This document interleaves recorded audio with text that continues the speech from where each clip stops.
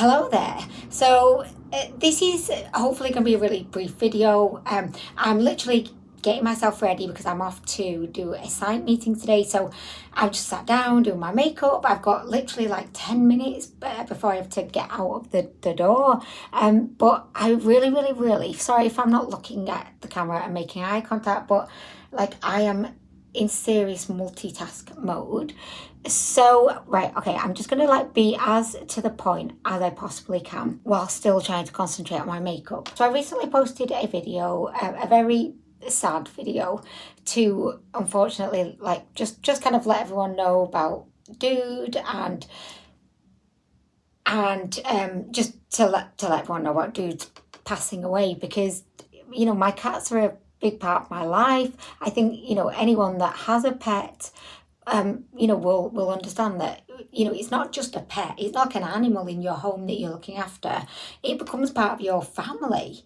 It's a family member. So when you lose a pet, and I don't really like calling them pets, because I don't think of them as pets. They're part of the family. But when you lose a part of your family, yeah, I forgot my original point now. But anyway, I posted that video, and as predicted, everyone was just so supportive and kind and positive. And I know that so many of you have gone through the same thing, whether you've lost a cat, a dog, a rabbit, a guinea pig. I think the majority of us can kind of relate. So I really appreciated all of the positive, kind messages, but I kind of expected nothing less because I know how lovely you guys are. But there's always that one fucking comment that manages to piss you off. Like there's always one in every comment section across the world. There is always going to be some fucker who just wants to bring the vibe down. And of course there was that fucker in that comment section of that video, which was a very, very difficult video to make, honestly. And it wasn't particularly like a video that I was excited about putting up. It was just, I felt like I owed you guys the explanation because I talk about my cats so much. And I know how much everyone really loved Dude. So someone commented and said, basically, this is why cats shouldn't go outdoors. Basically, like reading between the lines, she was kind of saying that it was wrong of us to allow Dude to go outside, and basically it was our fault because we were irresponsible cat owners and we let Dude go outside. So what can you expect? What can you expect? Of course he's going to get killed outside because you were irresponsible. But do you know what, right? I don't think it's irresponsible to let your cat go outside. I grew up with cats. And we've always let our cats out, and maybe we've been very lucky. But like, I've never had a cat be run over. Honey's grew up with cats. He's never had a cat be run over, and I know it happens. It does, but in my personal experience, it's never happened. I would say maybe I don't have the statistics, but I would say it's just one of those risks that you accept when you have a cat who loves to go outside. Because the way I look at it is, cats, yes, they're domesticated, but at the same time, they're still animals. And if they were not domesticated, their natural lifestyle would be outside.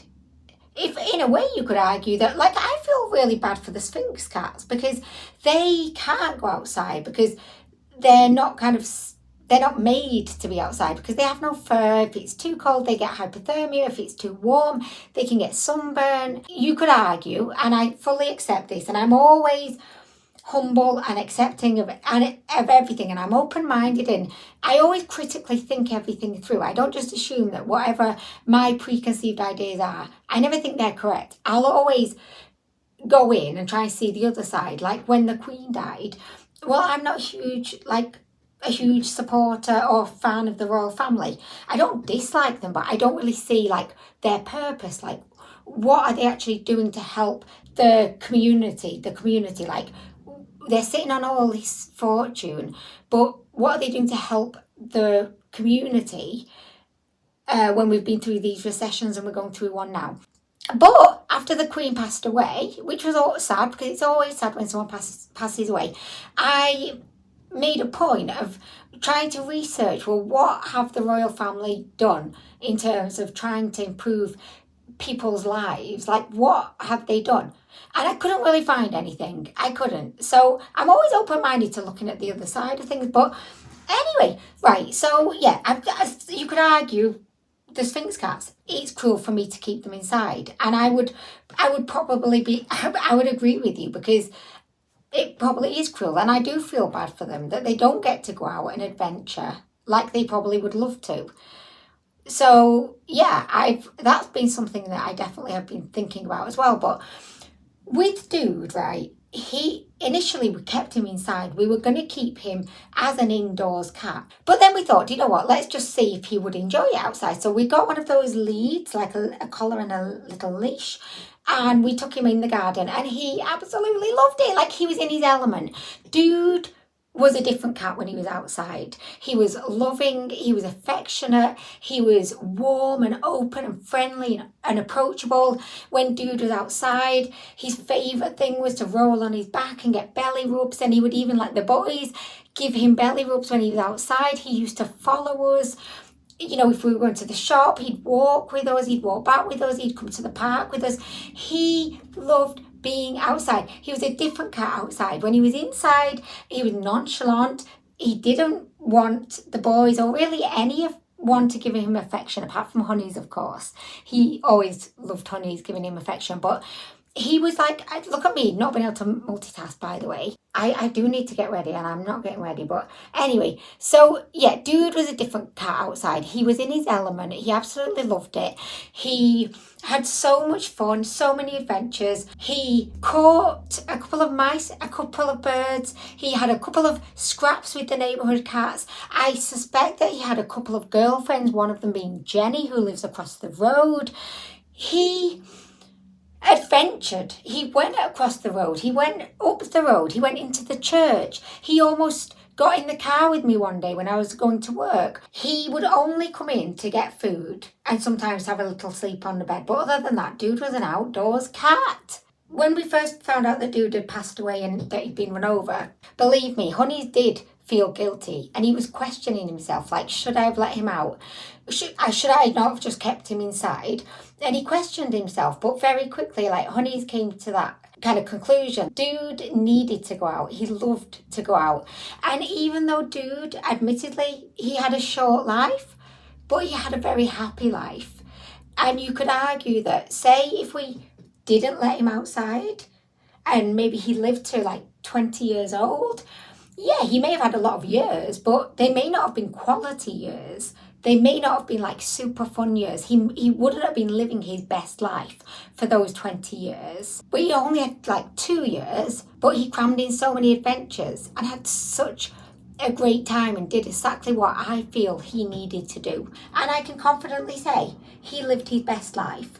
So although he had a short life, I feel like he had the best life that he could have had. Everything that we do in life, whether you're a cat, a human, a guinea pig, a sloth, like anything you do, like it carries risks. Sorry, my mouth is so dry and still I've not put any makeup on my face. And the time, I've got 2 minutes to go. Oh my gosh. I just feel it's really important that I needed to get this out and vent, because I left a comment for this person. Like, I'm always very much like of the mindset that everyone should have their own opinions. Everyone has a right to their own opinions. I just feel like this opinion should maybe not have been left on the video when I'm really upset because my cat has just been hit by a car. I respect your right to have that opinion, and you have the right to think everything that you want to think and feel, and that is absolutely fine.